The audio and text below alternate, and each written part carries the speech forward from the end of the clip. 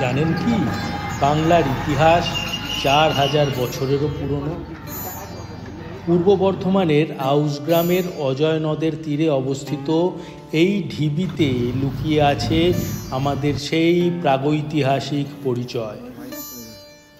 পাণ্ডু রাজার ঢিবি নামে পরিচিত এই ঢিবি হল পশ্চিমবঙ্গের প্রথম আবিষ্কৃত তাম্র প্রস্তরযুগীয় প্রত্নক্ষেত্র, অর্থাৎ হরপ্পা মহেঞ্জোদড়োর সমসাময়িক এক সভ্যতার ঠিকানা। প্রত্নতাত্ত্বিকরা এখানে খুঁজে পেয়েছেন খ্রিস্টপূর্ব 1600 থেকে 750 অব্দের সভ্যতার চিহ্ন। মাটির নিচে চাপা পড়েছিল উন্নত কৃষি ব্যবস্থা, ঘরবাড়ি, অলঙ্কার, অস্ত্রশস্ত্র, এমনকি সুপরিকল্পিত সমাধির নিদর্শন। সেই সময়কার মানুষজন দেশ বিদেশের সাথে বাণিজ্যও করত।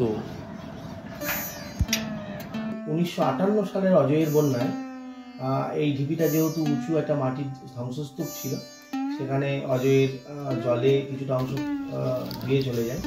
তখন একটা নৌকার মাস্তুল আর তার সঙ্গে কয়েকটা স্বর্ণ মুদ্রা এবং আরও ধাতব বিভিন্ন জিনিস উদ্ধার হয়। প্রথম খননে এরা 11 ফুটের স্লিপ মানে মাথাবিহীন কঙ্কাল উদ্ধার হয় এবং একটা শিখাবিহীন কার্তিকের মূর্তি উদ্ধার হয়।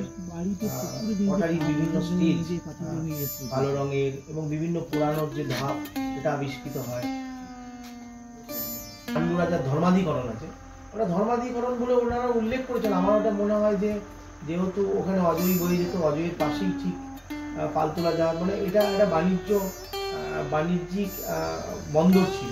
এই অমূল্য ঐতিহাসিক সম্পদ আজ অবহেলায়।